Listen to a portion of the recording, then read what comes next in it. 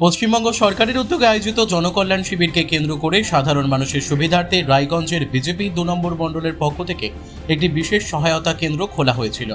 রায়গঞ্জের কিষাণ মান্ডি প্রাঙ্গণে ৪ দিন ধরে চলা এই সহায়তা কেন্দ্রের মাধ্যমে শিবিরে আসা সাধারণ মানুষকে বিভিন্ন সরকারি প্রকল্প, সামাজিক সুরক্ষা ও নাগরিক সুরক্ষা সংক্রান্ত পরিষেবা গ্রহণের ক্ষেত্রে প্রয়োজনীয় সহযোগিতা ও দিক নির্দেশনা প্রদান করা হয়। আজ ছিল এই সহায়তা কেন্দ্রের শেষ দিন। বিজেপি নেতাদের দাবি, বহু সাধারণ মানুষ সরকারি বিভিন্ন প্রকল্পের আবেদনপত্র পূরণ, প্রয়োজনীয় নথিপত্র সম্পর্কে তথ্য এবং অন্যান্য প্রশাসনিক বিষয় নিয়ে সমস্যার সম্মুখীন হন। সেই সমস্যার সমাধান এবং মানুষের পাশে দাঁড়ানোর লক্ষ্যেই এই সহায়তা কেন্দ্র চালু করা হয়েছিল। ৪ দিন ধরে দলের কর্মী ও পদাধিকারীরা শিবিরে আগত মানুষের বিভিন্ন প্রশ্নের উত্তর দেওয়ার পাশাপাশি প্রয়োজনীয় সহায়তা প্রদান করেন।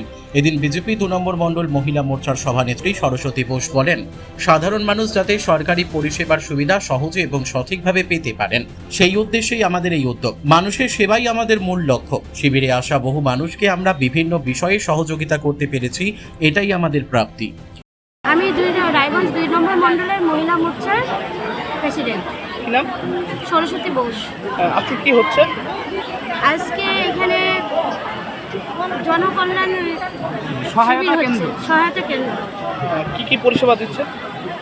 পরিষেবা বলতে আমরা এই যে যতজন আছে তাদের ফর্ম ফিল আপ করে দিচ্ছি, মানে কাউকে ফেরত দিচ্ছি না, সবাইকে ফর্ম ফিল আপ করে জমা দিয়ে বলছি। এই গ্রাহকদের কোন ফর্ম বেশি আসছে আপনার কাছে?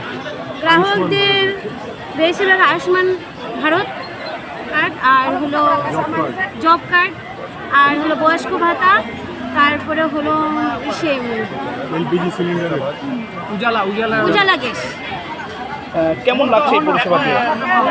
বেশ ভালো, অনেকটা ভালো অভিজ্ঞতা হয়েছে আমাদের, বা যারা এসছে তারাও বলছে তাই খুব ভালো পরিষেবা হচ্ছে। রায়গঞ্জ থেকে রামকৃষ্ণ দাসের রিপোর্ট, কুলিক নিউজ।